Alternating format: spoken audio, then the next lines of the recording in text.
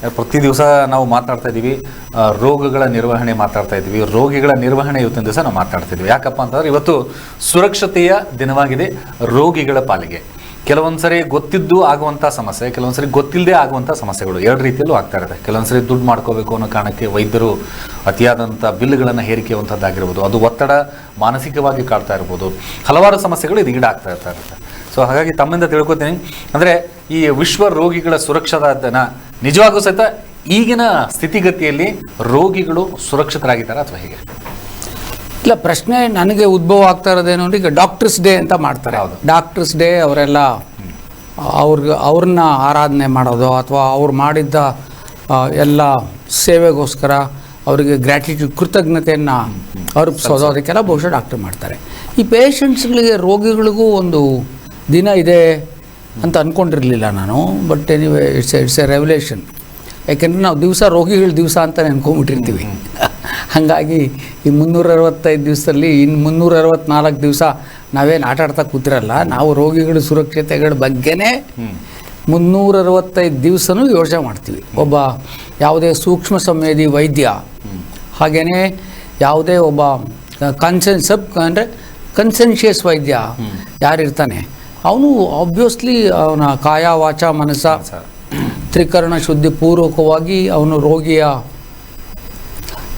ಅವನಿಗಾಗುವಂಥ ಅನಾಹುತಗಳು ಅಥವಾ ಅವನ ತೊಂದರೆಗಳು ಅದನ್ನು ಹೆಂಗೆ ಪರಿಹರಿಸೋದು ಅಂತಲೇ ಮಾಡ್ತಾರೆ. ದಾಸರು ಅವತ್ತೇ ಹೇಳ್ಬಿಟ್ರು, ಮಾನವ ಜನ್ಮ ದೊಡ್ಡದೋ ಹುಚ್ಚಪ್ಪಗಳಿರ ಇದು ಹಾನಿ ಮಾಡದಿರೋ ಅಂಥೇಳಿ. ಪಾಪ ನನಗನ್ಸೋದು ಅವ್ರು ಏನಾದ್ರು ಈಗ ನೋಡಿದ್ರೆ ಏನು ಹೇಳ್ಬಿಡ್ತಾಯಿದ್ರು ಅಂತ. ಅಷ್ಟು ಶತಮಾನಗಳ ಹಿಂದೆಯೇ ಮಾನವ ಜನ್ಮ ದೊಡ್ಡದೋ ಹುಚ್ಚಪ್ಪಗಳಿರ ಅದು ಹಾನಿ ಮಾಡಿದ್ರು. ಡಾಕ್ಟ್ರು ಬೇಕು ಅಂತ ಯಾರೂ ಹಾನಿ ಮಾಡೋಕ್ಕೆ ಹೋಗಲ್ಲ ನನಗೆ ಗೊತ್ತಿರೋ ಮಟ್ಟಿಗೆ. ಆದರೆ ಅನ್ಫಾರ್ಚುನೇಟ್ಲಿ ನೋಡಿ, ಇವತ್ತು ರೋಗಿಗಳು ತಮ್ಮ ಜವಾಬ್ದಾರಿಯನ್ನು ನಿರ್ವಹಣೆ ಮಾಡ್ಕೊಳ್ಳೋಕ್ಕೆ ಅದಕ್ಕೊಂದು ರೋಗಿಗಳ ದಿನ ಅಂತ ಕೂಡ ಮಾಡ್ಕೋಬೇಕಾಗಿ ಬಂದಿದ್ದು ಅದು ದುರಂತನೇ ಸರಿ. ಹೌದು. ಅದು ಯಾಕೆ ಅಂದರೆ, ನಾನು ಇತ್ತೀಚೆಗೆ ಯಾವುದು ಹೋದ ವರ್ಷನೋ ಆಚೆ ವರ್ಷನೋ ಎಲ್ಲ ಒಂದು ಕಡೆ ಪೇಪರಲ್ಲಿ ಓದ್ತಾ ಇದ್ದೆ, ರೋಗಿ ಸತ್ತು ಹೋಗಿ 1.5 ದಿವಸ ಆಗಿದೆ. ಅವನಿಗೆ ಹೇಳೇ ಇಲ್ಲ ಪೇಷಂಟ್ ಕಡೆಯವ್ರಿಗೆ ಹೊರಗಡೆ ICUನಲ್ಲಿ ಇಟ್ಕೊಂಡು 1.5 ದಿವಸ ಸತ್ಯಣಕ್ಕೆ ಟ್ರೀಟ್ಮೆಂಟ್ ಮಾಡಿ ಅದಕ್ಕೆ 1.5 ಲಕ್ಷ ರೂಪಾಯಿ ಚಾರ್ಜ್ ಮಾಡಿ, ಆಮೇಲೆ ಈ ರೋಗಿ ಕಡೆಯಿಂದ ನಿಂತ್ಕೊಂಡು ನೋಡಿದಾಗ ಏನನ್ಸುತ್ತೆ ಅಂದರೆ, ಕಳ್ಳರು ಇವರೆಲ್ಲ ಡಾಕ್ಟ್ರುಗಳು, ಇವರೆಲ್ಲ ದುಡ್ಡು ಸುಲಿಯೋಕ್ಕೆ ಮಾಡ್ತಾರೆ ಅಂತ. ನಿಜವಾದ ಅರ್ಥದಲ್ಲಿ ಅವರು ಒಳಗಡೆ ಅದಿತ್ತೋ ಇಲ್ವೋ ನಮ್ಗೆ ಯಾರೂ ಗೊತ್ತಾಗೋಕ್ಕಾಗಲ್ಲ. ನೋಡಿ, ಈಗ ನಾನೊಬ್ಬ ವೈದ್ಯ, ನಾನು 1-2 ವರ್ಷ ಅಲೋಪತಿಗೆ ಆಸ್ಪತ್ರೆಗೆ ಕೆಲಸ ಮಾಡಿ ಬಂದಿದ್ದೀನಿ. ಅಂದರೆ 40 ವರ್ಷಕ್ಕೆ ಮುಂಚೆ. ಆವಾಗಿನ ಕಾನ್ಸೆಪ್ಟ್ ಬೇರೆ ಇತ್ತು ಬಿಡಿ.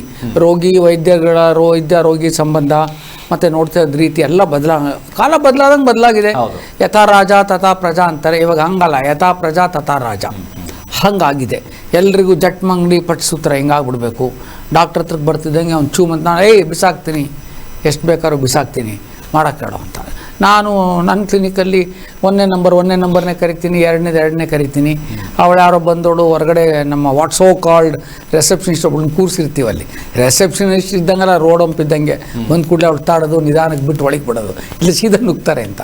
ಅವಳಿಗೆ ಯಾರೋ ಒಬ್ಳು ಹೇಳೋದು ನಂಗೆ ಕೇಳಿಸ್ತಾ ಇದೆ. ನಮ್ಮದು ಭಾಳ ಸಂಕೀರ್ಣವಾದ ಭಾಳ ಚಿಕ್ಕ ಜಾಗ. ಸೊ ಮಾತಾಡೋಕ್ಕೆ ನಿಮ್ಮ ಡಾಕ್ಟ್ರಿಗೆ ಹೇಳು, ಅವರು ಬಂದ ಕೂಡಲೇ ನಾನು ನೋಡೋಕೆ ಹೇಳು. ಅವರಿಗೆ ಒಂದು ಸತಿಗೆ 5,000 ರೂಪಾಯಿ ಕೊಡ್ತೀನಿ. ನಾನು ಅವಾಗ 100 ರೂಪಾಯಿ ಮಾಡ್ತಾಯಿದ್ದೆ. 100 ರೂಪಾಯಿ ಮಾಡ್ತಾ ಇದ್ದವನಿಗೆ 5,000 ರೂಪಾಯಿ ಕೊಡ್ತೀನಿ ಅಂತ ಆಕೆ ಹೇಳಬೇಕಾದ್ರೆ, ಅವಳೇನೋ ಹೋದರೆ ಇಂಡಿಯಾದವ್ರು ರಾಕೆಟ್ ಬಿಡೋದು ನಿಲ್ಲಿಸ್ಬಿಡ್ತಾ ಇದ್ರೇನು? ಏನಿಲ್ಲ, ಏನು ಕೆಲಸ ಇರಲ್ಲ. ಅದು ಬಿಟ್ಟು 2 ಗಂಟೆ ಬಿಟ್ಕೊಂಡು ಗಾಂಧಿ ಬಜಾರಲ್ಲಿ ನಾನು ಹೋದ್ರೆ ಅಲ್ಲೆಲ್ಲ ಬಟ್ಟೆ ನೋಡ್ತಾಯಿದ್ರು. ನಾನು ಬಂದಿದ್ದೀನಿ, ಯಾರು? ನಾನು, ಇನ್ನೊಬ್ಬರು ಬರ್ತಾಯಿದ್ರು ಪೇಷಂಟ್. ಅವರು, ಡಾಕ್ಟ್ರೇ ನಾನು ಬಂದಿದ್ದೀನಿ ಅಂದರೆ ಏನು ಟೆರರಿಸ್ಟಾ ನಾನು ಬಂದಿದ್ದೀನಿ ಅಂದರೆ? ಆ ಆ್ಯಟಿಟ್ಯೂಡನ್ನ ಸಮ್ಹೌ ಜನಗಳು ಬೆಳೆಸ್ಕೊಂಡಿದ್ದಾರೆ. ಹಾಗೆಯೇ ಇದು ಪೈಸಾ ಬೇಕೋ ತಮಾಷಾ ದೇಕೋ ಲೆವೆಲ್ಲಿಗೆ ಡಾಕ್ಟ್ರುಗಳು ಬಂದಿದ್ದಾರೆ. ಎಲ್ಲಿವರೆಗೆ ಬೈ ಮಾಡೋರು ಇರ್ತಾರೋ ಅದು ಮಾರ್ಕೆಟ್ ತಂತ್ರ. ಅದು ಎಲ್ಲಿವರೆಗೆ ಬೈ ಮಾಡೋರು ಇರ್ತಾರೋ ಅಲ್ಲಿವರೆಗೆ ಸೇಲ್ ಮಾಡೋರು ಇರ್ತಾರೆ. ಕೊಳ್ಳೋರು ಇರೋರಿಗೆ ಮಾರಾಟ ಮಾಡೋರು ಇದ್ದೇ ಇರ್ತಾರೆ. ಇದು ಪೂರ್ತಿ ಮಾರಾಟ ಮತ್ತು ಕೊಳ್ಳೋರ ಮೇಲೆ ಹೋಗುತ್ತೆ.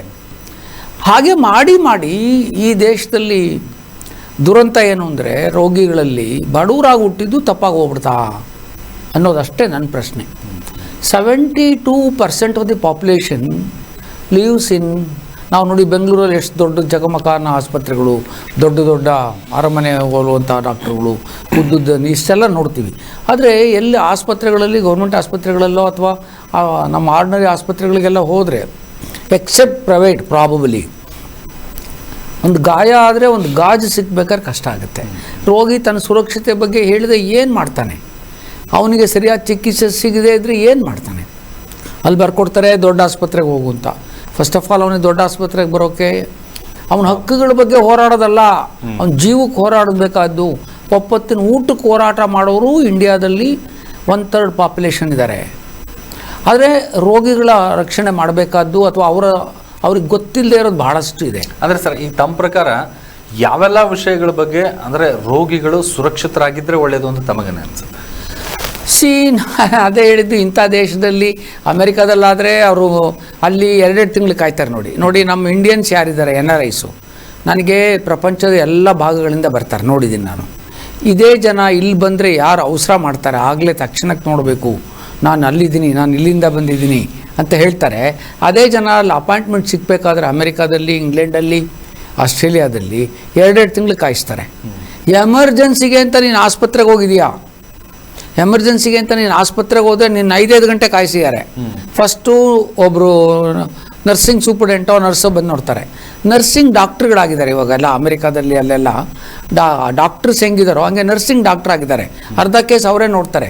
ಯಾಕೆಂದರೆ ಡಾಕ್ಟ್ರು ಅಕಸ್ಮಾತು ಸಾಯ್ತಾ ಇರೋ ಕೇಸ್ ತೊಗೊಂಡು ಸತ್ತೋಗ್ಬಿಟ್ರೆ ಇವರು ಮಿಲಿಯನ್ಸ್ ಆಫ್ ರುಪೀಸಿಗೆ ಸೂ ಮಾಡಿಬಿಡ್ತಾರೆ. ಅಲ್ಲಿ ನಾನು ಇಲ್ಲಿ ಇಂಡಿಯಾದಲ್ಲೆಲ್ಲೂ ನೋಡಲಿಲ್ಲ ರೋಗಿ ವೈದ್ಯನ ಮೇಲೆ ದಾವಾ ಹಾಕಿ ಗೆದ್ದಿರೋ ಕೇಸ್ಗಳು ನಾನು ನೋಡಲೇ ಇಲ್ಲ. ಯಾಕೆಂದರೆ ಅದ್ರ ಪರವಾಗಿ ಹೋರಾಡೋವಂಥವ್ರು ಕೂಡ ಡಾಕ್ಟ್ರೇ ಇರ್ತಾರಲ್ವಾ, ಆ ಡಾಕ್ಟ್ರ್ ಸರ್ಟಿಫಿಕೇಟ್ ಮಾಡ್ಬೋದಲ್ವಾ. ಇದು ತೋಳನ್ನ ಕುರಿ ಕಾಯಕ್ಕೆ ಬಿಟ್ರೆ ಹೆಂಗಾಗುತ್ತೆ? ಸೊ ಅದನ್ನು ತಪ್ಪು ಸರಿ ಹೇಳೋರು ಯಾರು? ಪಾಪ ರೋಗಿಗೆ ಅವನಿಗೆ ನನ್ನ ಸುರಕ್ಷತೆ ಏನು ಅಂದ್ರಿ, ನನ್ನ ಜೀವ ಇಟ್ಕೊಂಡು ಕೈಗೆ ಬಂದಿರ್ತಾನೆ ಅವನು. ದುಡ್ಡಿರೋರು ದೊಡ್ಡ ಆಸ್ಪತ್ರೆಗೆ ಹೋಗ್ತಾರೆ, ಬಾಕಿಯವರೆಲ್ಲ ಏನು ಮಾಡಬೇಕು? ಏನು ಸುರಕ್ಷತೆ ಇಟ್ಕೊಂಡು ಹೋಗೋಕ್ಕಾಗುತ್ತೆ ಈ ದೇಶದಲ್ಲಿ? ಒಬ್ಬ ಡಾಕ್ಟ್ರ್ ಸಿಗೋದೇ ಕಷ್ಟ. ಹಳ್ಳಿಗಳ ಕಡೆ ಎಲ್ಲ ಅವರು 20 ಮೈಲಿ 30 ಮೈಲಿ ಹೋಗ್ಬೇಕು ಡಾಕ್ಟ್ರ್ ಸಿಗ್ಬೇಕಾರೆ. ನಾವೆಲ್ಲ ಪಟ್ಟಣದ ವಿಷಯಗಳನ್ನ ಕೇಂದ್ರೀಕೃತ ಮಾಡ್ಕೊಂಡು ಮಾತ್ರ ಮಾತಾಡ್ತೀವಿ. ರೋಗಿ ಸುರಕ್ಷತೆ, ರೋಗಿಗೆ ಏನು ಗೊತ್ತಿರಬೇಕು ಅಂದರೆ, ನನಗೇನು ಹೆಂಗ್ರಿ ಅವನಿಗೆ ತಿನ್ನಕ್ಕಿಟ್ಟಿಲ್ಲ, ಅವನಿಗೆ ರೋಗದ ಬಗ್ಗೆ ಗೊತ್ತಿರಬೇಕು, ಡಾಕ್ಟ್ರ್ ಕರ್ತವ್ಯದ ಬಗ್ಗೆ ಗೊತ್ತಿರಬೇಕು, ಇವನು ಹೋದ ತಕ್ಷಣ ಇವನನ್ನು ತಗೋಬೇಕು. ಇಂಡಿಯಾದಲ್ಲಿ ಮಾತ್ರ ಸಾಧ್ಯ ಅದು. ಇಂಡಿಯಾದಲ್ಲಿ ಸಿಕ್ಕುವಂಥ ನಿಜ ಹೇಳ್ತೀನಿ, ಇನ್ಸ್ಪೈಟ್ ಆಫ್ ಆಲ್ ದ ಪೆಲ್ಮೇಲ್, ಇವೆಲ್ಲ ಪೆಲ್ಮೇಲ್ಗಳ ನಡುವೆ ಭಾರತದಲ್ಲಿ ನನ್ನ ಪ್ರಕಾರ ಆರೋಗ್ಯ ಸೇವೆ ಚೆನ್ನಾಗೇ ಇದೆ. ಏನಾರ ಆಗಲಿ ನಿಮಗೆ ಎಲ್ಲ ಇದೆ, ನಿಮ್ನ ಹೋದ್ರೆ ನೋಡೋದೇ ಇಲ್ಲ ರೀ. ಮೊನ್ನೆ ಯಾರೋ ಒಬ್ಳು ಫಿಟ್ಸ್ ಬಂದಿದೆ ಇಂಗ್ಲೆಂಡಲ್ಲಿ, ಒಬ್ಬಳೆ ಮಗಳು ಇಲ್ಲಿಂದ ಫೋನ್ ಮಾಡ್ತಾನೆ, 5 ಗಂಟೆ ಕೂರಿಸ್ಯಾರ ಅವಳನ್ನ ಹೊರಗಡೆ. ನೋಡೋಣ ಅವ್ನು ಸಾಯಂಕಾಲನೇ ಫ್ಲೈಟ್ ಸಿಕ್ತು, ಹತ್ತಿಸ್ಕೊಂಡು ಬ್ರಿಟಿಷ್ ಏರ್ವೇಸ್ ಕರ್ಕೊಂಬಂದ್ಬಿಟ್ಟ. ಬೆಳಗ್ಗೆ ಸೀದಾ ಇಲ್ಲಿ ಬಂದು, ಇಲ್ಲಿ ಮಧ್ಯಾಹ್ನದ ಹೊತ್ತಿಗೆ ದೊಡ್ಡ ಆಸ್ಪತ್ರೆಯಲ್ಲಿ ಎಲ್ಲ ಚೆಕಪ್ಸು ಆಗೋಯ್ತು ಅವ್ರದ್ದು. ಸಾಯಂಕಾಲ ನನ್ನ ಹತ್ರ ಬಂದ್ಬಿಟ್ರು. ಅಂದರೆ ಇಷ್ಟರ ಮಟ್ಟಿಗೆ ಅವೈಲಬಿಲಿಟಿ ಇದೆ. ಇವ್ರು ತಿಳ್ಕೊಬೇಕಾಗಿದ್ದೇನು ಅಂದರೆ, ವೈದ್ಯ ಮತ್ತು ಆಸ್ಪತ್ರೆ ನನ್ನನ್ನು ಸ್ಕೇಪ್ ಗೋಟ್, ನನ್ನ ಹರಕೆಯ ಕುರಿನ ಮಾಡ್ತಾ ಇಲ್ವಾ, ಹಣ ಇರೋದು ನೋಡಿ. ಈಗೆಲ್ಲ ದೊಡ್ಡ ಆಸ್ಪತ್ರೆಗಳು ಕೇಳ್ತಾರೆ ಹೋಗ್ತಿದ್ದಂಗೆ, ನಿಮ್ಗೆ ಇನ್ಶೂರೆನ್ಸ್ ಇದೆಯಾ ಅಂತ ಕೇಳ್ತಾರೆ. ಹಾಗೆಯೇ ಇವನು ಹೆಂಗಿರಬೇಕು, ಇವನಿಗೆಲ್ಲ ಹಕ್ಕು ಇದೆ. ನನಗೇನು ಕಾಯಿಲೆ ಆಗಿದೆ ಅನ್ನೋದನ್ನ ಅವ್ರು ಹೇಳಬೇಕು. ಮೋಸ್ಟ್ ಆಫ್ ದ ಟೈಮ್ಸ್ ಅದನ್ನು ಸರಿಯಾಗಿ ಹೇಳಿರೋಲ್ಲ ಇವರಿಗೆ. ಹೇಳಿದ್ರು ಕೂಡ ಅವ್ರ ರಿಲೇಟಿವ್ಸ್ಗೆ ಹೇಳಿರ್ತಾರೆ. ನೋಡಿ ಹುಷಾರು, ಅದು ನಮ್ಮಲ್ಲಿ ಒಂದು ಉಕ್ತಿರೇ ಇದೆ, ಪೇಷಂಟ್ ಬಂದ ಕೂಡಲೇ ಮೇಲಿನಿಂದ ಕೆಳಗವರೆ ನೋಡಿ ಅನ್ಬೇಕಂತೆ. ಏನೋ ಹೇಳೋಕ್ಕಾಗಲ್ಲ ರೀ, ಭಾಳ ಸೀರಿಯಸ್ಸು ಕೇಸು, ಹೋದ್ರೂ ಹೋಗ್ಬಿಡೋದು ಅನ್ಬೇಕಂತೆ ಮೊದಲು. ಆಮೇಲೆ ಕೇಸು ಉಳ್ಕೊಂಡ್ರೆ ನೋಡ್ದ ಅಂಥ ಸೀರಿಯಸ್ ಕೇಸು ಸರಿ ಮಾಡಿಬಿಟ್ರು ಡಾಕ್ಟ್ರು ಅಂತ ಹೋದರೆ ಹೇಳಿರ್ಲಿಲ್ವಾ ಮೊದಲೇ ಡಾಕ್ಟ್ರು, ಹೋಗ್ಬಿಟ್ರು ಅಂತ. ಸೊ ಸೇಫ್ಟಿ ಡಾಕ್ಟ್ರ್ ಕಡೆಗೇ ಜಾಸ್ತಿ ಇದೆ ಪೇಷಂಟ್ಸ್ಗಳಿಗಿಂತ ನಮ್ಮ ದೇಶದಲ್ಲಿ. ನನ್ನ ಪ್ರಕಾರ ಅವ್ರ ಹಕ್ಕುಗಳ ಬಗ್ಗೆ ಹೋರಾಟ ನೋಡಿ. ಇಷ್ಟು ಸಿಂಪಲ್ಲಾಗಿ ಹೇಳ್ತೀರಾ, ಇವಾಗ ಈ ವ್ಯಾಕ್ಸಿನೇಷನ್ದೆಲ್ಲ ಸತ್ರಲ್ಲ ಸುಮಾರು ಜನ, ಅದನ್ನು ಹೇಳಿದ್ರೇ ನಮ್ಮನ್ನು ವಿರೋಧ ಇಂತಾರೆ. ಆದರೆ ಇಡೀ ಜನತೆಗೆ ಮಾಡಿದ ಮೋಸ ಅಲ್ವಾ? ಸರ್ಕಾರ ಸುಪ್ರೀಂ ಕೋರ್ಟ್ಗೀಗ ಹೇಳಿದ್ದಾರೆ, ನಾವು ಜನಗಳಿಗೆ ಕಡ್ಡಾಯವಾಗಿ ವ್ಯಾಕ್ಸಿನೇಷನ್ ಹಾಕ್ಸ್ಕೊಳಕ್ಕೆ ಹೇಳ್ತೀವಿ ಅಂತ ಹೇಳೇ ಇಲ್ಲ ಅಂತ ಹೇಳ್ತಾರೆ. ಅದು ಅವರವರೇ ಹಾಕ್ಸ್ಕೊಂಡು ಮಾಸ್ಕ್ ಹಾಕ್ಕೊಳೋದು ನಾವು ಕಡ್ಡಾಯ ಮಾಡಿಲ್ಲ, ಪೇಷಂಟ್ಸ್ ಹಾಕ್ಕೊಂಡಿದ್ದಾರೆ ಅಂತಾರೆ. ಯಾಕೆಂದ್ರೆ ಅದು ಅಂದ್ರೆ ಯಾರಾದ್ರೂ ಒಬ್ರು ಹೊಣೆ ಬೆಕ್ಕಿಗೆ ಗಂಟೆ ಕಟ್ಟೋರು ಯಾರು? ಪೇಷಂಟ್ ಹೆಂಗ್ರಿ ತಿಳ್ಕೊಂಡಿರ್ತಾನೆ, ನೀವು ನನ್ನ ಮೇಲೆ ನಿರ್ಬಂಧ ಹಾಕಿ, ಇಲ್ಲಿ ಮಂಕಿ ಪಾಕ್ಸು ಬಂದಿದೆ, ಇನ್ನು ಹಂಗೆ ಇವೆಲ್ಲ ಒಂಥರ 5 ಸ್ಟಾರ್ ಹೋಟ್ಲ್ ಥರ ಅಥವಾ ದೊಡ್ಡ ದೊಡ್ಡ ಏನು ಹೇಳ್ತೀವಿ ಅದು ಏನು ಹೇಳ್ಬೇಕು ಅದಕ್ಕೆ ಸ್ಕ್ಯಾಮ್ಸ್ ಅಂತೀವಲ್ಲ, ಈ ಸ್ಕ್ಯಾಮ್ಸ್ಗಳನ್ನು ಮಾಡೋ ಅಂಥದ್ದು ಒಂದೊಂದು ದುರಂತ, ಒಂದೊಂದು ಪ್ಯಾಂಡಮಿಕ್ಕು, ಒಂದೊಂದು ಕಾಯಿಲೆ ಬಂದಾಗಲೂ ಕೂಡ ಸರ್ಕಾರಗಳು ಮಾಡಿದ್ವು ಅಂತ ಹೇಳೋಕ್ಕಾಗುತ್ತೋ ಅಲ್ವೋ ಗೊತ್ತಿಲ್ಲ, ಬಿಕಾಸ್ ನನ್ನ ಹತ್ರ ರೆಡಿಮೇಡ್ ಪ್ರೂಫ್ ಏನೂ ಇಲ್ಲ. ಬಟ್ ಪತ್ರಿಕಾ ತನಿಖಾ ವರದಿಗಳು, ಅವ್ರು ಯಾರೋ ಇಂಡಿಯಾ ವಿನ್ ಅಂತನೋ ಅದ್ಯಾವುದೋ ಒಂದು ಸಂಸ್ಥೆ ನೋಡಿ ಫೈಟ್ ಮಾಡಿದ್ರಿ. ಈಗ ಫೈಟ್ ಮಾಡೋ ಅಂದರೆ ಆ ಪೇಷಂಟಿನ ಪರವಾಗಿ ಫೈಟ್ ಮಾಡಿದ್ರಿಂದ ಆ ಸಂಸ್ಥೆಗಳಿಂದ ಎಲ್ಲ ಕಗ್ಸಿದ್ರು ದುಡ್ಡು, ಅವ್ರಿಗೆಲ್ಲ ಕೊಡಬೇಕಾಯ್ತು. ಅಷ್ಟೇ ನಮ್ಮ ಡಾಕ್ಟ್ರುಗಳು ಈ ಔಷಧಿಯಿಂದನೇ ಸತ್ಯನೇ, ವ್ಯಾಕ್ಸಿನಿಂದ ಸತ್ಯನೇ ಅಂತ ಪ್ರೂವ್ ಮಾಡಲಿಲ್ಲ. ಅಂದರೆ ಸರ್ ಇನ್ನೊಂದು ಪ್ರಶ್ನೆ ಏನಂತಂದರೆ, ಈ ರೋಗಿಗಳಿಗೆ ಸುರಕ್ಷತೆ ಅಂತ ನಾವೇನೋ ಹೇಳ್ತೀವಿ, ಅಂದರೆ ಯಾವ ವಿಷಯದಲ್ಲಿ ರೋಗಿಗಳು ತಾವು ಸುಧಾರಣೆ ಮಾಡ್ಕೋಬೇಕು? ಫಾರ್ ಎಕ್ಸಾಂಪಲ್, ಈಗ ಅನಕ್ಷರತೆ ಹೆಚ್ಚಾಗಿರುತ್ತೆ ಅಂತ ಅಂದ್ಕೊಳ್ಳಿ, ಅವರಿಗೆ ಹೆಲ್ತ್ ಬಗ್ಗೆ ಜಾಸ್ತಿ ಮಾಹಿತಿಗಳು ಇರಲ್ಲ, ಅಂದರೆ ಕೆಲವೊಂದು ಸರಿ ಕೋಆರ್ಡಿನೇಷನ್ ಮಾಡ್ಕೊಳ್ಳೋದಕ್ಕೆ ಸಮಸ್ಯೆ ಆಗುತ್ತೆ, ಕೆಲವೊಂದು ಕಡೆ ಕಮ್ಯುನಿಕೇಷನ್ ಗ್ಯಾಪ್ ಆಗ್ತಾ ಇರುತ್ತೆ. ಅಂದರೆ ಯಾವ ವಿಷಯದಲ್ಲಿ ರೋಗಿಗಳು ಸುಧಾರಿಸ್ಕೋಬೇಕು ಅಂತ ನನಗೆ ಒಂಥರ ಬ್ರಹ್ಮನಿರಸನ ಆಗ್ತಾ ಇರೋದು ಏನು ಗೊತ್ತಾ, ಈ ದೇಶದಲ್ಲಿ ಒಪ್ಪತ್ತಿನ ಊಟಕ್ಕೆ 1/3 ಪಾಪ್ಯುಲೇಷನ್ ಪಾಪ ಭಾಳ ಒದ್ದಾಡ್ತಾರೆ ರೀ. ನೀವು ಅವರು ನಿಮ್ಮ ಸುರಕ್ಷತೆ ಬಗ್ಗೆ ನೋಡ್ಕೊಳ್ಳಿ. ಡಾಕ್ಟ್ರು ಅವ್ನು ಯಾವುದೋ ದೊಡ್ಡ ಡಾಕ್ಟ್ರು 5 ವರ್ಷ ಓದಿರ್ತಾನೆ, ಇಂಗ್ಲೀಷ್ ಬರುತ್ತೆ, ಅವನಿಗೆಲ್ಲ ಕಾಯಿಲೆಗಳ ಬಗ್ಗೆ ಅರಿವಿರುತ್ತೆ, ಅವ್ನು ಇಡೀ ಆಸ್ಪತ್ರೆ ಅವನ್ನೆಲ್ಲ ಹೇಳ್ತಾನೆ. ಈ ಪೇಷಂಟು ಅಲ್ಲೆಲ್ಲೋ ದಾರಿಲಿ ಎಂಥದ್ದು ನಿಮ್ಮ ಇದು ಕಟ್ತಾರಲ್ಲ, ಕಟ್ಟಡ ಕಟ್ತಾ ಇದ್ದಾನೆ, ಅಲ್ಲಾರೋ ಜಲ್ಲಿ ಹೊರ್ತಾ ಇದ್ದಾನೆ, ಇಲ್ಲಾರೋ ಮಣ್ಣು ಹಾಕ್ತಾ ಇದ್ದಾನೆ, ಇಲ್ಲಾರೋ ಗುಂಡಿ ಮುಚ್ತಾ ಇದ್ದಾನೆ, ಅವನಿಗೆ ಬಂದು ನಿನ್ನ ಸುರಕ್ಷತೆ ಬಗ್ಗೆ ಅವನಿಗೆ ಬದುಕಿರೋದೇ ಒಂದು ದೊಡ್ಡ ಜಾದು ಈ ದೇಶದಲ್ಲಿ. ಅಂಥವ್ರು ಹೋಗಿ ಸುರಕ್ಷತೆ ಬಗ್ಗೆ ಡಾಕ್ಟ್ರ್ ಹತ್ರ ವಾದ ಮಾಡೋವಷ್ಟು ಈ ದೇಶದಲ್ಲಿ ಇದೆಯೇನ್ರಿ? ಅದು ಮಾಡಿದರೆ ನನ್ನ ಪ್ರಕಾರ ಸ್ವಲ್ಪ ಹಣವಂತರು ಅಥವಾ ಮಧ್ಯಮ ವರ್ಗಕ್ಕಿಂತ ಮೇಲ್ಪಟ್ಟವ್ರು ಮಾತ್ರ ಅಂತ ನಾನು ಅಂದ್ಕೊಂಡಿದ್ದೀನಿ. ಸುರಕ್ಷತೆ ದೃಷ್ಟಿಯಿಂದ ವೈದ್ಯ ಹೋಗ್ತಿದ್ದಂಗೆ ಎಲ್ಲ ಡೀಟೇಲ್ಸ್ ಕೊಡಬೇಕು. ನೋಡಿ ಅಮೆರಿಕಾದಲ್ಲಿ ಏನು ಮಾಡ್ತಾರೆ, ಎಲ್ಲ ಡೀಟೇಲ್ಸ್ ಕೊಡ್ತಾರೆ, ಏನೇನಾಗಿದೆ ಅಂತ ಕೊಡ್ತಾರೆ, ನೆಕ್ಸ್ಟ್ ಏನು ಮಾಡಬೇಕು ಅಂತ ಹೇಳ್ತಾರೆ, ನೀವು ಹೆಂಗಿರಬೇಕು ಅಂತ ಹೇಳ್ತಾರೆ. Patient has all the right to get all the right to information actually ಅವ್ರು ಎಲ್ಲ ಮಾಡಿದ್ದನ್ನ ರೋಗಿಗೆ ಸಿಗಬೇಕು. ಇಲ್ಲಿ ನಮ್ಮಲ್ಲಿ ಎಲ್ಲಿ ಸಿಗುತ್ತೆ ರೋಗಿಗೆ?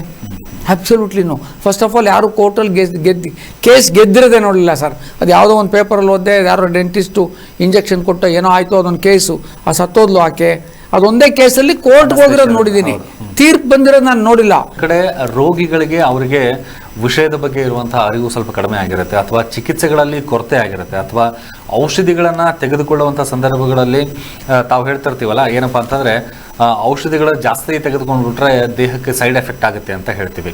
ಹಾಗಿದ್ರೆ ಯಾವ ರೀತಿಯ ಔಷಧಿ ಕ್ರಮಗಳನ್ನು ನಾವು ತೆಗೆದುಕೊಳ್ಬೇಕು, ಜೊತೆಗೆ ವೈದ್ಯರ ಸಲಹೆ ಇದಕ್ಕೆ ನಿಜವಾಗ್ಲೂ ಸಹಿತ ಯಾವ ರೀತಿ ಇರಬೇಕು ಅನ್ನೋದ್ರ ಬಗ್ಗೆ ತಿಳ್ಕೊತೀನಿ. ಜೊತೆಗೆ ತಾವು ಕೂಡ ಕರೆ ಮಾಡಿ ಮಾತನಾಡ್ಬೋದು. ಇವತ್ತಿನ ನೇರ ಪ್ರಸಾರದಲ್ಲಿ ತಮಗೇನಾದರೂ ಇಂಥ ಒಂದಿಷ್ಟು ಸಮಸ್ಯೆಗಳು ಏನಾದರೂ ಆಗಿತ್ತು ಅಂದರೆ, ಅನಾರೋಗ್ಯ ಬಿಟ್ಟು ಜೊತೆಗೆ ಸವಲತ್ತುಗಳಲ್ಲಿ ಅಥವಾ ತಮಗೆ ತಿಳಿಸ್ಕೊಡುವಂಥ ಮಾಹಿತಿಗಳಲ್ಲಿ ಏನಾದರೂ ಸಮಸ್ಯೆಗಳು ಕಂಡುಬರ್ತಿದ್ದಾರೆ, ಇವತ್ತಿನ ದಿವಸ ತಾವು ಮಾತಾಡ್ಬೋದು.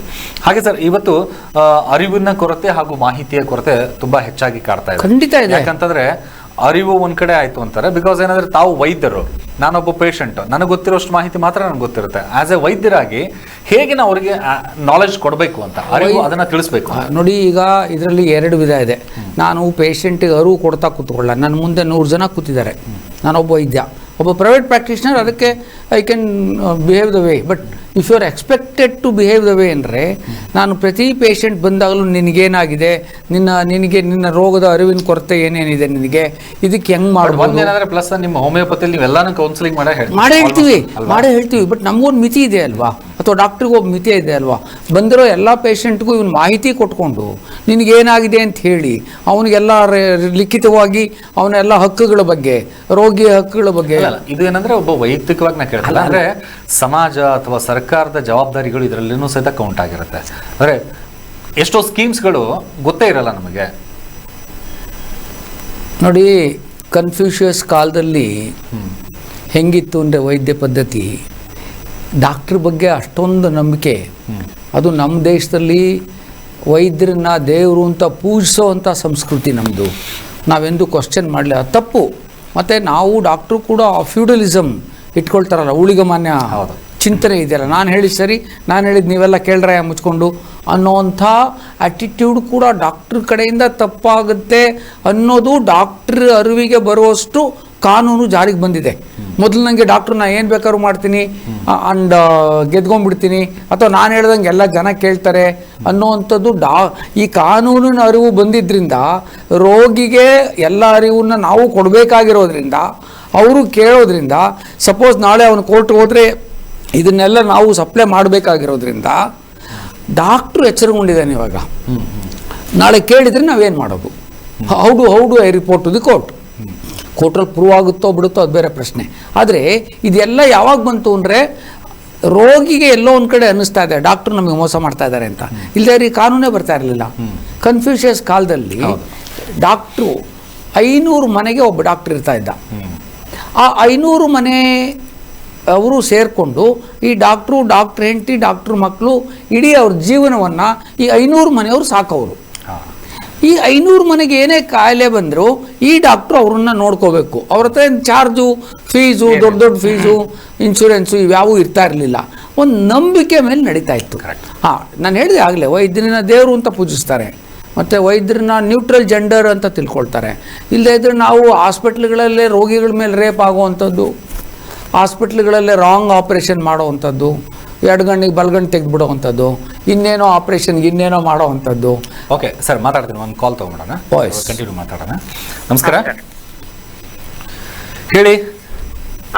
ಸರ್ ಕೇಳಿಸ್ತಿದೆ ನನ್ನ ಧ್ವನಿ? ಹಲೋ. ಸರ್ ನಮಸ್ತೆ. ಕರೆಕ್ಟ್ ಆಗಿದೆ ಅನ್ಕೋತೀನಿ. ಓಕೆ ಸರ್, ತಾವು ಹೇಳ್ತಾ ಇದ್ರಿ ಏನಂತಂದ್ರೆ ಕನ್ಫ್ಯೂಷನ್ಸ್ಗಳು ಜಾಸ್ತಿ ಆಗುತ್ತೆ ಅಂತ ಹೇಳಿ ತಾವು ಹೇಳ್ತಾ ಇದ್ರಿ, ಅದ್ರ ಬಗ್ಗೆ. ಅಲ್ಲ ಬಹಳ ಸಿಂಪಲ್ ಪ್ರಶ್ನೆ, ಅದು ನಿಜ. ಎಲ್ಲಿ ನಾಗರಿಕತೆ ಬೆಳೀತಾ ಬಂತು ಅಲ್ಲಿ ಎಲ್ಲರೂ ತಮ್ಮ ಹಕ್ಕುಗಳ ಬಗ್ಗೆ ವಾದ ಮಾಡಕ್ಕೆ ಬಂದರು. ಎಲ್ಲ ಈಗ diabetes day, leprosy day, women's day, ಇನ್ನು ಮುಂದಕ್ಕೂ ಒಂದು ದಿವಸ ಮೆನ್ಸ್ ಡೇ ಅಂತ ಬರುತ್ತೆ. ಆ ಮೆನ್ಸ್ ಡೇನು ಒಂದು ದಿವಸ ಬರುತ್ತೆ. ಯಾರು ಬಂತ? ಓ ವೆರಿ ಗುಡ್.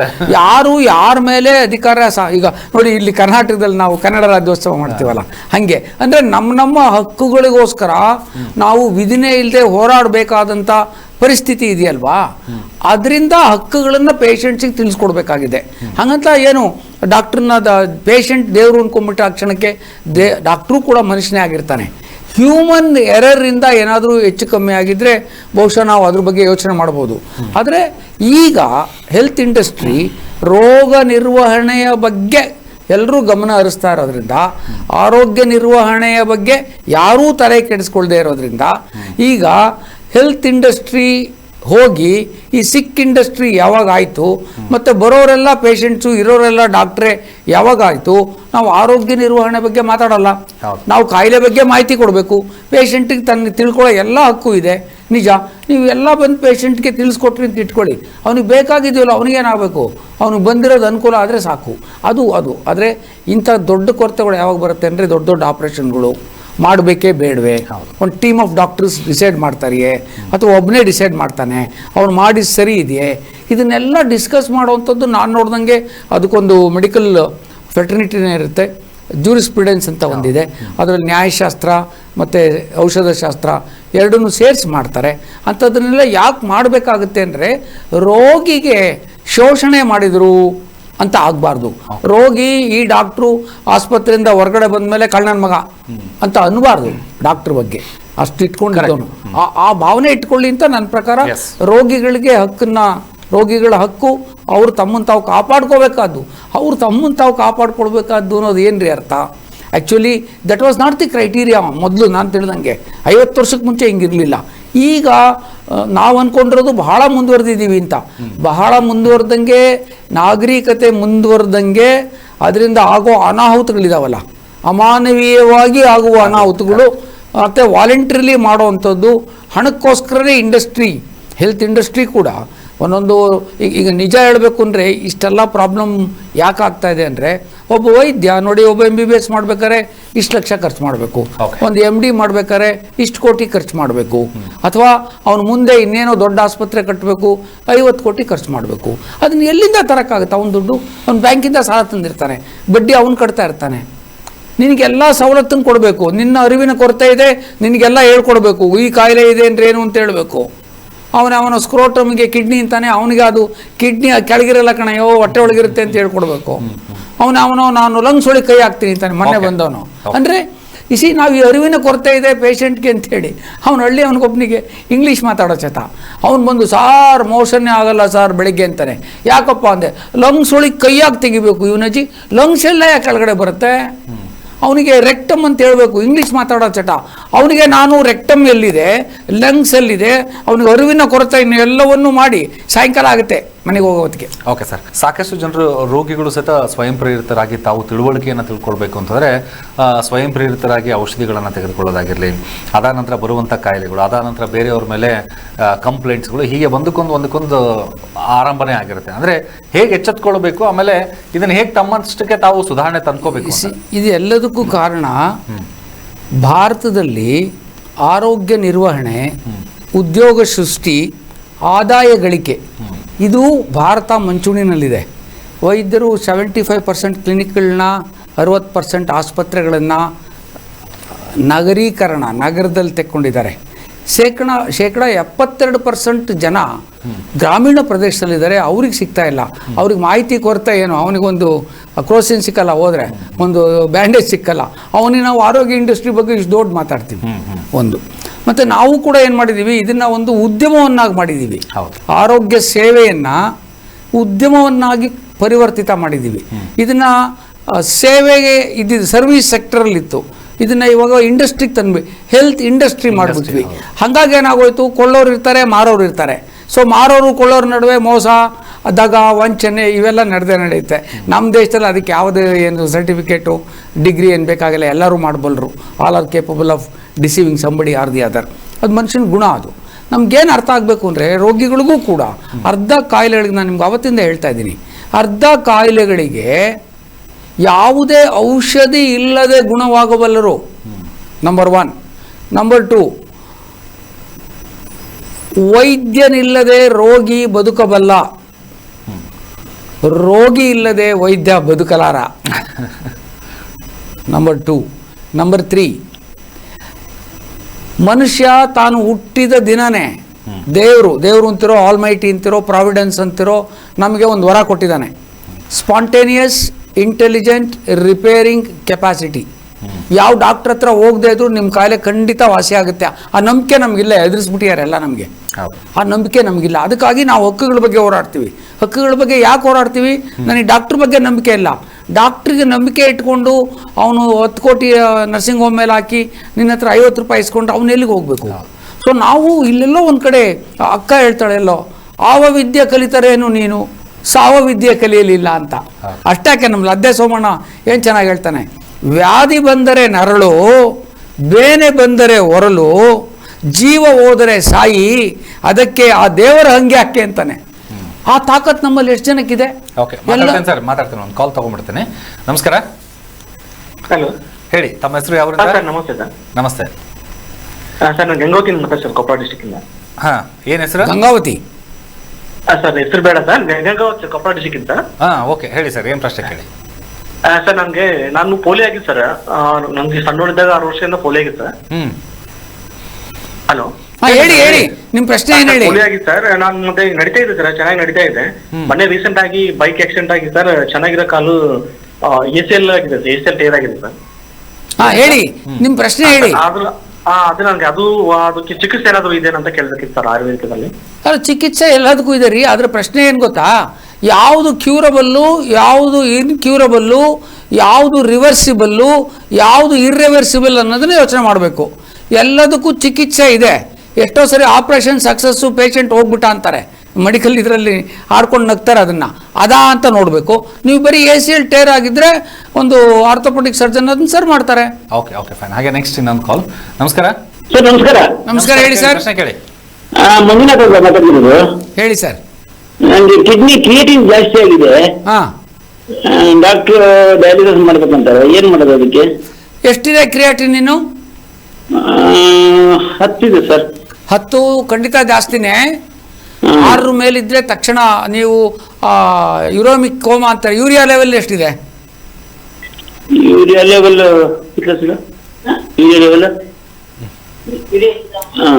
ಯೂರಿಯಾ ಸಿರಬಲ್ಲ ಸರ್? ಅಲ್ಲ, ಯೂರಿಯಾ ಅಲ್ಲ. ಇದು ಪ್ರಶ್ನೆ 2 ಇದೆ.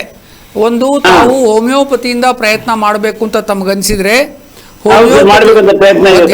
ಹೇಳ್ತೀನಿ ಹೋಮಿಯೋಪತಿಯಿಂದನೂ ನಾನು ನನ್ನ ವೈಯಕ್ತಿಕ ನೆಲೆಗಟ್ಟಿನಿಂದ ಮಾತಾಡೋದಾದರೆ ಈ ಥರದ ಕೇಸ್ಗಳನ್ನು ಸುಮಾರು ಮಾಡಿದ್ದೀವಿ.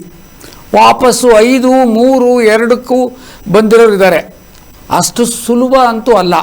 ಆದರೆ ನೀವು ಒಂದು ಸರಿ ಡಯಾಲಿಸಿಸ್ಗೆ ಹೋಗೋಕ್ಕೆ ಮುಂಚೆ, ಯಾಕೆಂದರೆ ಡಯಾಲಿಸಿಸ್ಗೆ ಹೋದ್ಮೇಲೆ ನೀವು ಕಂಟಿನ್ಯೂಸ್ ಆಗಿ ಮಾಡಿಸ್ತಾನೆ ಇರಬೇಕಾಗುತ್ತೆ, ಇನ್ನೇನು ಬೇರೆ ದಾರಿ ಇರೋಲ್ಲ.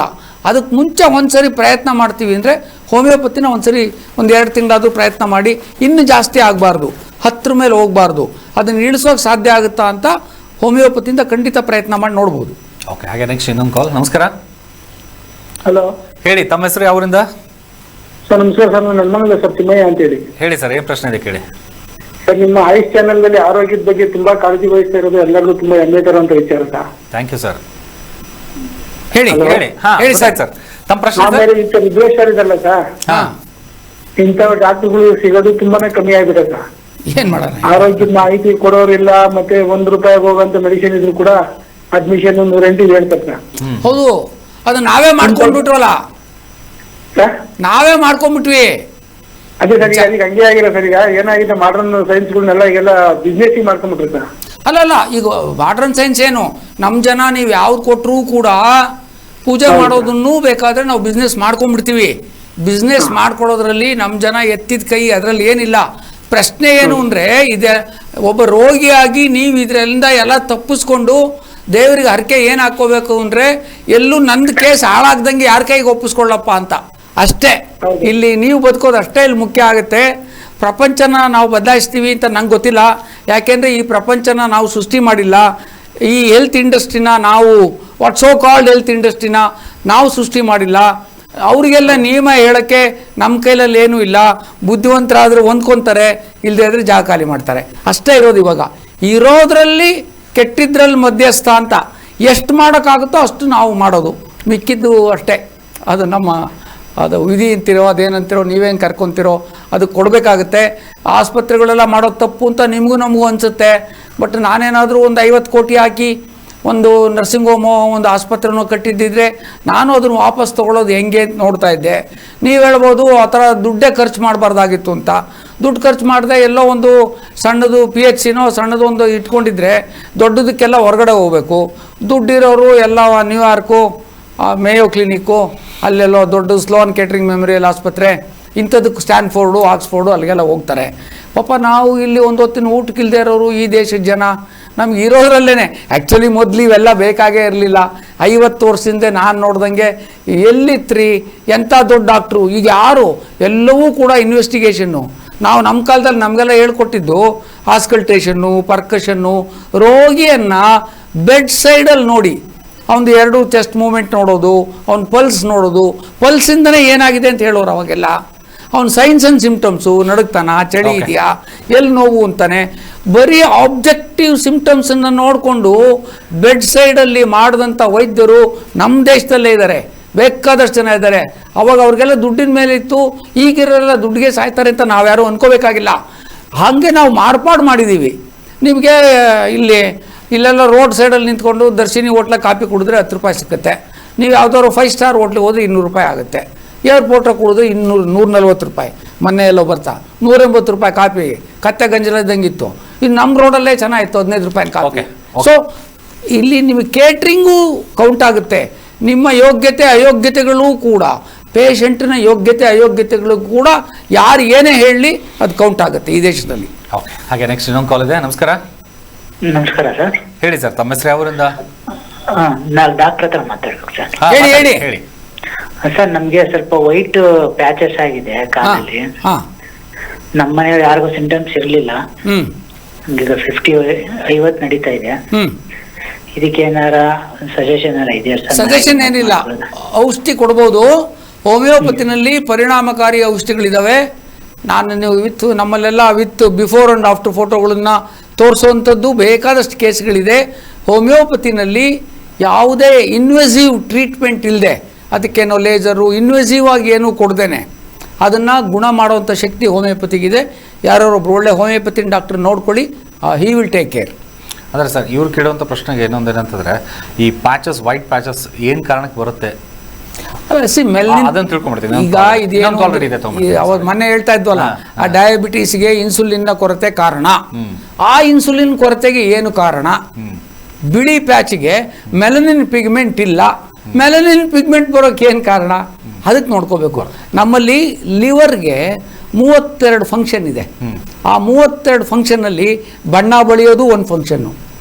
ನಾವು ಹೋಮಿಯೋಪತಿನಲ್ಲಿ ಅದನ್ನು ಲೆಕ್ಕ ಹಾಕ್ತೀವಿ. ಯಾರಲ್ಲಿ ಇನ್ಹೆರಿಟೆಡ್ ಟೆಂಡೆನ್ಸಿ, ಅನುವಂಶೀಯವಾಗಿ ಬಂದಿರೋ ಕಾಯಿಲೆಗಳ ಬಗ್ಗೆ ಯೋಚನೆ ಮಾಡ್ತಿರುವಾಗ ಡಿಸ್ಟ್ರಕ್ಟಿವ್ ಡಿಸೀಸಸ್ ಯಾರಿಗಾರು ಇತ್ತಾ, ಲಿವರಲ್ಲಿ ಇವ್ರಿಗೇನಾದ್ರು ವೀಕ್ನೆಸ್, ಲಿವರ್ ಎಲ್ಲೂ ಚೆಕ್ ಮಾಡಿಸಿದ್ರೆ ನಿಮಗೆ ನಾರ್ಮಲ್ ಅಂತಲೇ ಬರುತ್ತೆ. ಆ ಲಿವರ್ ಸಿಂಪ್ಟಮ್ಸು ಅಂದರೆ ಅವನಿಗೆ ಫಂಕ್ಷನಲ್ ಡಿಸಾರ್ಡರ್ ಆದಾಗ, ಸೊ ಅಲ್ಲಿಂದ ಶುರುವಾಗಿರುತ್ತೆ. ಆ ಲಿವರ್ ಟೋನ್ ಅಪ್ ಮಾಡೋದ್ರಿಂದನೂ ಕೂಡ ಈ ಥರದ ಪ್ಯಾಚ್ಗಳು, ಅದರಲ್ಲೂ ಮಕ್ಕಳಲ್ಲಂತೂ ಭಾಳ ಚೆನ್ನಾಗಿ, ಮಕ್ಕಳಲ್ಲಿ ನಾನು ನೋಡ್ದಂಗೆ ಒಂದು 60-70% ಈ ವೈಟ್ ಪ್ಯಾಚ್ಗಳು ಲಿವರನ್ನು ಸರಿಯಾಗಿ ಟ್ರೀಟ್ ಮಾಡೋದ್ರಿಂದ ಸರಿ ಹೋಗಿದ್ದಾರೆ. ಓಕೆ, ಹಾಗೆ ನೆಕ್ಸ್ಟ್ ನನ್ನ ಕಾಲ್. ನಮಸ್ಕಾರ, ಹೇಳಿ, ಟಿವಿಯಲ್ಲಿ ಮ್ಯೂಟ್ ಮಾಡಿ ಪ್ರಶ್ನೆ ಕೇಳಿ. ಹಲೋ ಹಲೋ, ನಮಸ್ತೆ ಸರ್. ನಮಸ್ಕಾರ. ಸರ್, ಹಾಸನಿಂದ ಮಾತಾಡ್ತಾ ಇರೋದು. ಓಹೋ, ಹೇಳಿ. ನನಗೆ ರೊಮ್ಯಾಂಟಿಕ್ ಆರ್ಥೈಟಿಸ್ ಇದೆ ಸರ್. ಸುಮಾರು ಔಷಧಿ ತಗೊಂಡೆ, ಕಡಿಮೆ ಆಗಿಲ್ಲ. ಬೆರಳೆಲ್ಲ ಮುಡಿಸ್ಕೊಂಡಾಗಿದೆ, ಏನ್ ಮಾಡೋದು ಅಂತ. ಅದೇ ಬೆರಳು ಪೂರ್ತಿ ಮುಡಿಸ್ಕೊಂಡು ಹಂಗೆ ನಿಂತ್ಕೊಂಡ್ಬಿಡಕ್ ಆಗೋಕ್ ಮುಂಚೆಯ ಯಾರೊಬ್ರು ಒಂದು ಒಳ್ಳೆ ಹೋಮಿಯೋಪತಿ ಡಾಕ್ಟರ್ ನೋಡಿದ್ರೆ ಈ ಆಟೋ ಇಮ್ಯೂನ್ ಡಿಸಾರ್ಡರ್ ಅಂತ ಕರಿತೀವಿ ಇವನ್ನೆಲ್ಲ, ಆರ್ಯ ಫ್ಯಾಕ್ಟರ್, ರುಮಟಾಯ್ಡ್ ಫ್ಯಾಕ್ಟರ್ ಪಾಸಿಟಿವ್ ಬಂದಿದ್ರೆ ಅದಕ್ಕೆ ಹೋಮಿಯೋಪತಿ ಒಂದೇ, ಬಾಕಿಯವರೆಲ್ಲ ಕೊಡ್ಬೋದು, ಇಲ್ಲ ಅಂತಲ್ಲ. ಅದಕ್ಕೆಲ್ಲ ಒಂದು ಸ್ಟಿರಾಯ್ಡ್ಸು, ಪೇಯ್ನ್ ಕಿಲ್ಲರ್ಸು ತಾತ್ಕಾಲಿಕಕ್ಕೆ ಅನುಕೂಲ ಆಗುತ್ತೆ. ಆದರೆ ಪರ್ಮನೆಂಟಾಗಿ ಏನಾದರೂ ವಾಸಿ ಆಗಬೇಕು, ಅದರ ಮೂಲ ಕಾರಣ ಅಂತ ಏನಾದ್ರು ಗೊತ್ತಿದ್ದರೆ ಈ ಆಟೋ ಇಮ್ಯೂನ್ ಡಿಸಾರ್ಡರ್ಗೆ ಅದು ಹೋಮಿಯೋಪತಿಯಿಂದ ಮಾತ್ರ ಸಾಧ್ಯ. Okay, thank you. ಹಾಗೆ ನೆಕ್ಸ್ಟ್ ಕಾಲ್. ನಮಸ್ಕಾರ. ಹಲೋ, ಹೇಳಿ ಸರ್, ತಮ್ಮ ಹೆಸರು? ಸರ್ ನಮಸ್ಕಾರ, ಪ್ರಭು MS ಅಂತ ನಿಟ್ಟೂರು. ಓಕೆ, ಹೇಳಿ ಸರ್, ಪ್ರಶ್ನೆ ಕೇಳಿ. ಹಲೋ, ಹೇಳಿ ಏನು ಸರ್. ಸಮಸ್ಯೆ ಹೇಳಿ.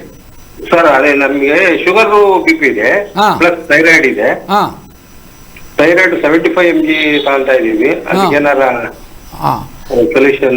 ಸೊಲ್ಯೂಷನ್ ಏನಿಲ್ಲ, ಅದನ್ನ ತಗೊಳ್ತಾ ಇರೋದನ್ನ ಸ್ವಲ್ಪ ದಿನ ಕಂಟಿನ್ಯೂ ಮಾಡಲೇಬೇಕಾಗತ್ತೆ. ನೀವು ಸಪೋಸ್ ಹೋಮಿಯೋಪತಿ ಚಿಕಿತ್ಸೆಗೆ ಬಂದ್ರಿ ಅಂತ ಇಟ್ಕೊಳ್ಳಿ, ನಾವು ಒಂದೇ ಸರಿ ಥೈರೋನಾರ್ಮೋ ಏನೋ ಟೆಲ್ಟ್ರಾಕ್ಸಿನೋ ತೊಗೊಳ್ತಾ ಇದ್ದೀರಲ್ಲ, ಅದನ್ನು ಸಡನ್ನಾಗಿ ನಿಲ್ಲಿಸಿದ್ರೆ ಜಾಸ್ತಿಯಾಗಿ ಹೋಗುತ್ತೆ, ಬಿಡೋಕ್ಕಾಗಲ್ಲ. ನಾವು ಸೈಮಲ್ಟೇನಿಯಸ್ ಆಗಿ ಇಂಟ್ರಡ್ಯೂಸ್ ಮಾಡಿ ಅದನ್ನು ನಿಧಾನಕ್ಕೆ ಹಿಂದಕ್ಕೆ ತೊಗೊಂಡು ಇದನ್ನು ಮುಂದಕ್ಕೆ ಕರ್ವರ್ಸ್ಕೊಂಡು ಹೋಗ್ತೀವಿ. ದಿ ಕ್ವಶನ್ ಈಸ್, ಔಷಧಿ ಹೋಮಿಯೋಪತಿನಲ್ಲಿ ಇದೆ.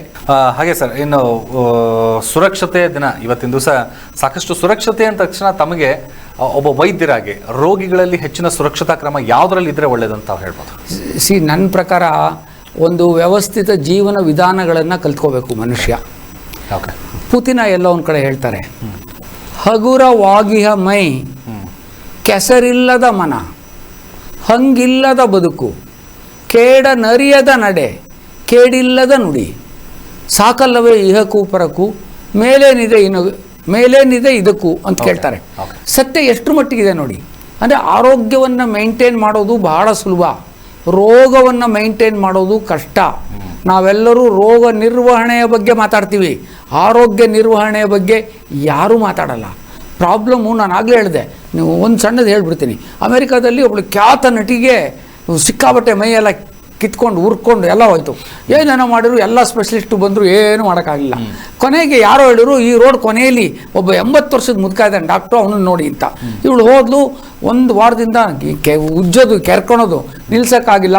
ಎಲ್ಲ ಅದೇನೋ ಆ್ಯಂಟಿಹಿಸ್ಟಮಿನ್ನು, ಸ್ಟಿರಾಯ್ಡ್ ಎಲ್ಲ ಕೊಟ್ಟಾಯಿತು. ಕೊಟ್ಟಾಗ 2 ದಿವಸ ಹಂಗೂ ಹಿಂಗೂ ಇರ್ತೀನಿ, ಮತ್ತೆ ಶುರುವಾಯಿತು ಅಂತ. ಸರಿ, ಇವನೇನು ಮಾಡ್ದ, ಅವಳನ್ನ ಕೂರಿಸ್ಕೊಂಡು ಕೇಳ್ದ, ನಿಂದೇನು ಎಲ್ಲ ಹೇಳಿದ್ಲು ತೊಂದರೆ. ಇವನು ಇಂಥ ದಿವಸ ಬಾ ಅಂತ ಟೈಮ್ ಕೊಟ್ಟ. ಅವನು ಹೇಳ್ದ, ನೀನು ಬರಬೇಕಾದ್ರೆ ಬೆಳಿಗ್ಗೆ ಎಷ್ಟು ಗಂಟೆಗೆ ಹೇಳ್ತೀಯಾ, ರಾತ್ರಿ ಎಷ್ಟು ಗಂಟೆಗೆ ಮಲಗ್ತೀಯಾ, ಮಿನಿಟ್ ಟು ಮಿನಿಟ್ ಪ್ರೋಗ್ರಾಮ್ ಅಂತಾರಲ್ಲ, ನಾವು CM ಕೊಡ್ಬೇಕಾದ್ರೆ ಕೊಡ್ತೀವಿ, ಮಿನಿಟ್ ಟು ಮಿನಿಟ್ ಪ್ರೋಗ್ರಾಮು, ನೀನು ಬರ್ಕೊಂಡು ಬಾ ಅಂದ. ಅವಳು ಬಂದ್ಲು ಕನ್ಸಲ್ಟೇಷನ್ಗೆ. ಇವನ್ನೆಲ್ಲ ಮೇಲಿನಿಂದ ಕೆಳಗೋರ್ಗೆ ನೋಡ್ದ, ಒಳಗಡೆ ಹೋಗಿ ಒಂದು ಚಿಕ್ಕ ಬಾಟ್ಲಲ್ಲಿ ಒಂದಷ್ಟು ಏನೋ ತುಂಬ್ಕೊಂಬಂದ. ಅವ್ನು ಹೇಳ್ದ, ಇವಳಿಗೆ ಕೊಟ್ಬಿಟ್ಟು ಹೇಳ್ದ, ನೋಡು, ಇದನ್ನು ಬೆಳಗ್ಗೆ 8 ಗಂಟೆಗೆ ನಿನ್ನ ಬಾತ್ ಟಬ್ ಒಳಗಡೆ ಬಿಸಿ ನೀರಿಗೆ 2 ತೊಟ್ಟು ಹಾಕಿ ಸ್ನಾನ ಮಾಡಬೇಕು, ರಾತ್ರಿ 8 ಗಂಟೆಗೆ ಮತ್ತೆ ಮಾಡಬೇಕು ಅಂದ. 1 ವಾರ ಆಯಿತು. ಅವಳು ಏನು ದಿಲ್ಲಾಗೋಗ್ಬಿಟ್ಟಿದ್ದಾಳೆ ನಟಿ. ಅವಳು ಯಾರೋ ಮರ್ಲಿನ್ ಮನ್ರನೋ ಅಂತ ಯಾರೋ ಎಲಿಜಬೆತ್ ಟೇಲರ್ ಯಾರೋ ಒನ್ ಆಫ್ ದಿ ಖ್ಯಾತ ನಟಿ ಅವಳು. ದಿಲ್ಲಾಗೋಗ್ಬಿಟ್ಟಿದ್ದಾಳೆ. ಇವ್ರು ಯಾರಿಗೂ ಗೊತ್ತಾಗದೇ ಇದ್ದಿದ್ದು ಈ ಮುದುಕನಿಗೆ ಹೆಂಗೆ ಗೊತ್ತಾಯ್ತು ಅಂತ. ಅದಕ್ಕಿಂತ ಹೆಚ್ಚಿಗೆ ಅವ್ರು ಸುತ್ತಮುತ್ತ ಇರ್ತಾರಲ್ಲ ಹಿತಶತ್ರುಗಳು, ಆ ಡಾಕ್ಟ್ರುಗಳು, ನನ್ನ ಮಗ ನನಗೆ ಗೊತ್ತಾಗದೇ ಇದ್ದು ಇವ್ರಿಗೆ ಹೆಂಗೆ ಗೊತ್ತಾಯ್ತು ಅಂತ. ಯಾವುದೋ ಮೀಟಿಂಗಲ್ಲಿ ಸಿಗ್ತಾರೆ, ಸರ್ ಎಲಿಜಬೆತ್ ಟೇಲರ್ಗೆ ನೀವು ಏನೋ 2 ತೊಟ್ಟು ಹಾಕಿ ಕೊಟ್ರಲ್ಲ, ಏನು ಕೊಟ್ರಿ? ಆಕ್ವಾ ಅಂದ. ಆಕ್ವಾ ಅಂದರೆ ನೀರು ಅಂತ. 2 ತೊಟ್ಟು ನೀರು ಹಾಕೊಂಡು ಸ್ನಾನ ಮಾಡೋಕೆ ನೀರು ಕೊಡೋದ? ಅದಕ್ಕೆ ಅವ್ನ ಲಿಸ್ಟ್ ನೋಡಿದ್ನಪ್ಪ ಬೆಳಗ್ಗಿಂದ ಸಾಯಂಕಾಲದವರೆಗೆ. ಅವಳು ಎಷ್ಟು ಬ್ಯುಸಿ ಆಗಿದ್ದಾಳೆ ಅಂದರೆ ಸ್ನಾನ ಮಾಡೋದನ್ನೇ ಮರ್ತೋಗ್ತಾ ಇದ್ದಾಳೆ ದಿವಸ. ಸೊ ಅವಳಿಗೆ ನೀವು ಎಷ್ಟು ಔಷಧಿ ಕೊಟ್ಟರೆ, ಸೊ ಎಷ್ಟೋ ಕಾಯಿಲೆಗಳಿಗೆ 50% ಕಾಯಿಲೆಗಳಿಗೆ ಡಾಕ್ಟ್ರು ಔಷಧಿಗಳು ಬೇಕಾಗಿಲ್ಲ. ನೆಮ್ಮದಿ ಜೀವನ ನೀವು ಬದುಕಿ. ಇನ್ನು ವೈದ್ಯ ಹಾಗೂ ರೋಗಿಗಳ ಪರಸ್ಪರ ಒಂದು ಸಮಾಲೋಚನೆಗಳಾಗಿರ್ಬೋದು ಅಥವಾ ಮಾಹಿತಿಗಳು ಅಥವಾ ಅರಿವು ಪರಸ್ಪರವಾಗಿ ಹೇಗೆ ಹಂಚ್ಕೊಂಡ್ರೆ ಒಳ್ಳೇದು ಅಂತ ತಾವು ಹೇಳ್ಬೋದು. ನೋಡಿ, ನಾವು ರೋಗಿ ಮತ್ತು ವೈದ್ಯರ ಸಂಬಂಧಗಳ ಬಗ್ಗೆ ಬಂದಾಗ ನಾವು ನಮ್ಮ ಹೋಮಿಯೋಪತಿ ದೃಷ್ಟಿಯಿಂದ ಅಥವಾ ನಮ್ಮ ಕ್ಲಾಸ್ಗಳಲ್ಲಿ ಹೇಳ್ಕೊಡ್ತೀವಿ ಅದನ್ನು. ಬಹುಶಃ ಆಯುರ್ವೇದದಲ್ಲೂ ಅದು ಮಾಡ್ತಾರೆ ಅಂತ ಅಂದ್ಕೊಂಡಿದ್ದೀನಿ. ಏನು ಅಂದರೆ, ವೈದ್ಯನಿಗೆ ಒಂದು ತಾಯಿಯ ಮಮತೆ ಇರಬೇಕು, ಪ್ರೇಮಿಯ ಆರಾಧನಾ ಗುಣ ಇರಬೇಕು, ನೋಡ್ಕೊಳ್ಳೋವಂಥ ಶಕ್ತಿ ಇರಬೇಕು. ವೈದ್ಯ ಫ್ರೆಂಡ್, ಫಿಲಾಸಫರ್, ಗೈಡ್ ಆಗಿರಬೇಕು. ನಿಮಗೆ ಜ್ಞಾಪಕ ಇದೆ, ನನಗೂ ಚೆನ್ನಾಗಿ ಜ್ಞಾಪಕ ಇದೆ.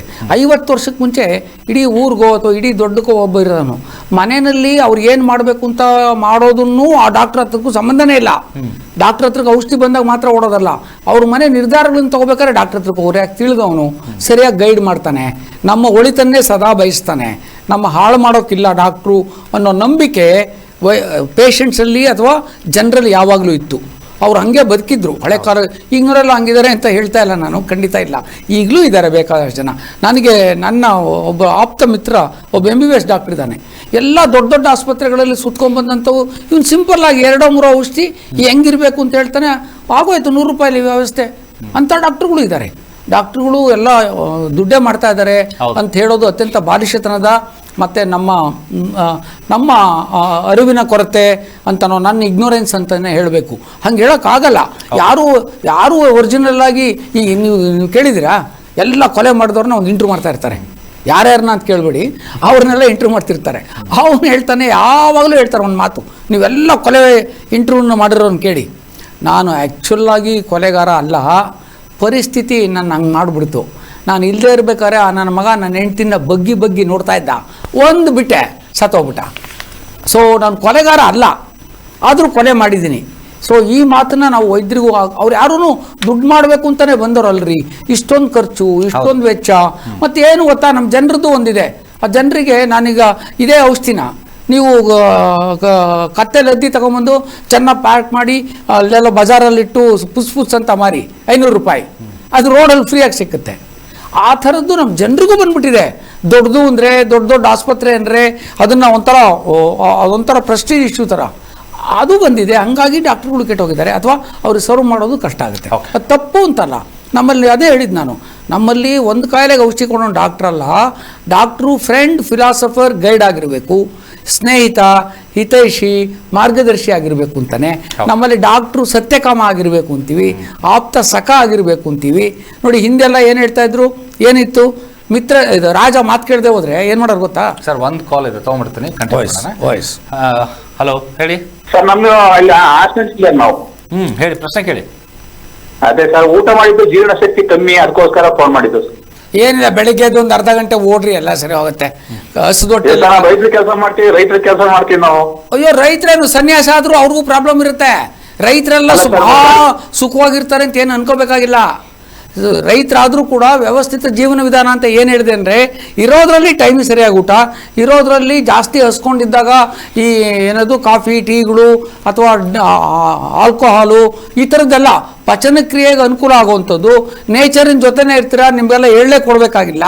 ಎಲ್ಲ ತರಕಾರಿಗಳು ಫ್ರೆಶ್ ಆಗಿ ಸಿಗುತ್ತೆ, ಎಲ್ಲ ಮನ್ಯೂರು ಆಗದೆ ಇರುವಂಥ ತರಕಾರಿಗಳು ಸಿಕ್ಕುತ್ತೆ. ನಿಮಗೆ ಯಾಕೆ ತೊಂದರೆ ಬರಬೇಕು? ಟೈಮಿಗೆ ಸರಿಯಾಗಿ ಸೂರ್ಯನ ಜೊತೆ ಮಲಗ್ತೀರಾ, ಸೂರ್ಯನ ಜೊತೆ ನಿಜವಾದ ರೈತನೇ ಆಗಿದ್ದರೆ, ಆಧುನಿಕ ರೈತ ಆಗಿದ್ರೆ ಈ ತೊಂದರೆಗಳು ಶುರುವಾಗ್ತವೆ. ಅದಕ್ಕೆ ಹೋಮಿಯೋಪತಿನಲ್ಲಿ ಔಷಧಿ ಇದೆ. ವೈದ್ಯರಿಗೂ ಜೊತೆಗೆ ಪೇಷಂಟ್ಸ್ಗಳು ಇಬ್ಬರಿಗೂ, ವೈದ್ಯ ಮತ್ತು ಪೇಷಂಟ್ಸಿನ ಸಂಬಂಧ ಯಾವಾಗಲೂ ತಾಯಿ ಮಕ್ಕಳ ಸಂಬಂಧ ಇದ್ದಂಗೆ ಇರಬೇಕು. ಇದರಲ್ಲಿ ತಾಯಿ ಯಾರು ಮಕ್ಕಳು ಯಾರು ಅಂತ ಹೇಳೋದಕ್ಕಿಂತ ಹೆಚ್ಚಿಗೆ ಅವರಲ್ಲೂ ಇದು ವೈದ್ಯರನ್ನ ನೀವು ಗುಮಾನಿಯಿಂದನೇ ನೋಡಿದ್ರೆ ಅವನು ಗುಮಾನಿಯಿಂದನೇ ಮಾಡ್ತಾನೆ. ನೀವು ರಿಪೋಸ್ ಮಾಡಿ ನಿಮ್ಮ ಫೇತನ್ನ, ಅವ್ರ ನಡುವೆ. ನಮ್ಮಲ್ಲಿ ಮಿತ್ರ ಸಮಿತಿ, ಗುರು ಸಮಿತಿ, ಕಾಂತಾ ಸಮಿತಿ ಅಂತ ಹೇಳ್ತಾ ಇದ್ರು. ಇವಾಗ ವೈದ್ಯ ಸಮಿತಿನೂ ಬಂದಿದೆ, ಇವು ಕೌನ್ಸಿಲರ್ಸು ಬಂದಿದ್ದಾರೆ. ಇವಾಗ ನಿಮ್ಮ ತೊಂದರೆಗಳಿಗೆ, ಅರ್ಧ ತೊಂದರೆಗಳಿಗೆ ನಾನು ಹೇಳ್ದಂಗೆ ಕಾಯಿಲೆಗಳಿಗೆ ಔಷಧಿಗಳು ಬೇಕಾಗಲ್ಲ. ನೀವು ಸರಿಯಾದ ಜೀವನ ವಿಧಾನಗಳನ್ನು ಅಳವಡಿಸ್ಕೊಂಡು ಸರಿಯಾಗಿ ನಡೆಯೋದು ಕಲ್ತ್ಕೊಂಡ್ರೆ ಅರ್ಧ ಕಾಯಿಲೆಗಳೇ ಬರಲ್ಲ. ಬಂದರೂ ಕೂಡ ನಿಮ್ಮ ಸುತ್ತಮುತ್ತ ಇರುವಂಥ, ಈಗ ನಾವು ಎಲ್ಲ ಡಾಕ್ಟ್ರದ್ದು ಇಡೀ ಆರೋಗ್ಯ ವ್ಯವಸ್ಥೆನೇ ತಪ್ಪು ಅಂತ ಹೇಳೋಷ್ಟು ಅಡಾಸಿಟಿಗೆ ನಾವು ಯಾರೂ ಹೋಗಬಾರ್ದು. ಇರೋದ್ರಲ್ಲಿ ಅಡ್ಜಸ್ಟ್ ಮಾಡ್ಕೊಳ್ಳೋದೇನು ಅಂತ ಹೇಳಬೇಕು. ಅವರಿಗೆ ಯಾರಿಗೋ ಒಬ್ಬ ಕಳ್ಳನಿಗೆ ನೀನು ಕಳ್ತನ ಮಾಡಬೇಡ ಅಂದರೆ ಹ್ಞೂ ಮಾಡಲ್ಲ ಅಂತಾನೆ, ನೀನು ಕಳ್ಳ ಅಂದರೆ ಹ್ಞೂ ಕಳ್ಳನೆ ಏನು ಮಾಡ್ತೀಯ ಅಂತಾನೆ. ಏನು ಮಾಡೋದಿದೆ? ಸೊ ಪ್ರಶ್ನೆ ಇಷ್ಟೇ, ಜನತೆ ನಾನು ಹೇಳ್ದಂಗೆ 50% ಕಾಯಿಲೆಗಳಿಗೆ ಇವತ್ತು ಔಷಧಿ ಬೇಕಾಗಿಲ್ಲ. ಆ ಎಲಿಜಬೆತ್ ಟೇಲರ್ ಕತೆ ಹೇಳಿದ್ದು ಅದಕ್ಕೋಸ್ಕರನೇ, ಅದು ನಿಜವಾಗ್ಲೂ ನಡೆದ ಕತೆ. ಇನ್ನು ಯಾಕೆ ಈ ಉಪಮೇಯವನ್ನು ಕೊಡಬೇಕಾಯ್ತು ಅಂದರೆ ಅರ್ಧ ಕಾಯಿಲೆಗಳಿಗೆ ಬೇಕಾಗಲ್ಲ ನಮಗೆ. ಎಲ್ಲ ಇದ್ರೆ ಅವನ್ಯಾರೋ ಅಲ್ಲಿ ನಮ್ಮ ಇದರಲ್ಲಿ ಎಲ್ಲಿ ಗಾಂಧಿ ಬಜಾರ್ ಮಸಾಲೆ ದೋಸೆ ತಿಂದ ಎದೆ ನೋವು ಬಂತು, ಅವನಿಗೂ ಸೆಂಟ್ ಹಾಕ್ಬಿಟ್ರು, 2 ಲಕ್ಷ ಇತ್ತು ಅವನ ಹತ್ರ ಇನ್ಶೂರೆನ್ಸ್. ಹಂಗಲ್ಲ ಅದು. ಒಂಚೂರು ಯಾರಾದ್ರೂ ನುರಿತ ವೈದ್ಯರು ನೋಡಿ, ಎಲ್ಲ ವೈದ್ಯರು ಹಂಗಿರೋಲ್ಲ. ಪೇಷಂಟ್ ಥರ ಬಿಹೇವ್ ಮಾಡಿದರೆ ಡಾಕ್ಟ್ರುಗಳು ಡಾಕ್ಟ್ರ್ ಥರ ಮಾಡ್ತಾರೆ. ಈಗಂತೂ ಎಲ್ಲದಕ್ಕೂ ಗೂಗಲ್ ಅಂತ ಶುರು ಮಾಡಿಬಿಟ್ಟಿದ್ದಾರೆ. ನಮಗಿಂತ ಹೆಚ್ಚಿಗೆ ಮಾಹಿತಿ ಹತ್ರ ಬರ್ತಾರಲ್ಲ ಪೇಷಂಟ್ಸು, ಅವ್ರ ಹತ್ರನೇ ಇರುತ್ತೆ. Information can never become knowledge can never become wisdom. ಅದರಿಂದ ನುರಿತ ವೈದ್ಯರು ಎಂದಿದ್ರೂ ಈ ಸಮಾಜದ ಆಸ್ತಿ.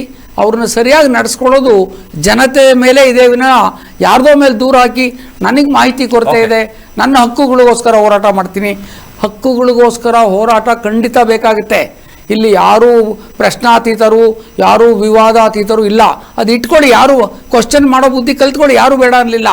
ನಿಮಗೆ ಅರಿವಿನ ಕೊರತೆ ಇದೆ ಅಂದರೆ it is the duty, bound and duty of the hospital and the doctor. ಅದನ್ನ ಇಲ್ಲ ಅಂತ ಹೇಳಲಿಲ್ಲ. ಆದರೆ ಅದನ್ನೇ ಒಂದು ಅಸ್ತ್ರ ಮಾಡಿಕೊಂಡು ಅದಕ್ಕೆ ಒಬ್ಬ RTI ಹಾಕೋಕ್ಕೆ ಅವನೊಬ್ಬ ಏಜೆಂಟ್ ಇರ್ತಾನೆ, ಅವನಿಗೆ ದುಡ್ಡು ಕೊಟ್ಟು ಇವನನ್ನು ಪೀಡಿಸಿ ಹಿಂದ್ಗಡೆಯಿಂದ ಡಾಕ್ಟರ್ ಹತ್ರ ದುಡ್ಡು ಕೇಳೋ ವ್ಯವಸ್ಥೆ, ಆ ಥರದ್ದೆಲ್ಲ ಮಾಡೋದು ಬೇಡ.